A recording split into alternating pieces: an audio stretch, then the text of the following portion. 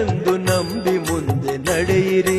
ರಾಘವೇಂದ್ರ ರಾಘವೇಂದ್ರ ರಾಘವೇಂದ್ರ ನೆನ್ನೆರೆ, ನಾಮ ಸ್ಮರಣೆಯಿಂದ ನಿಜಾನಂದವನ್ನು ಹೊಂದಿರಿ.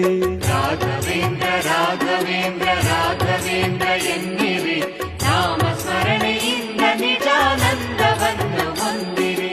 ರಾಘವೇಂದ್ರ ರಾಘವೇಂದ್ರ ರಾಘವೇಂದ್ರ ಎನ್ನಿರಿ, ನಾಮ ಸ್ಮರಣೆಯಿಂದ ನಿಜಾನಂದವನ್ನು ಹೊಂದಿರಿ.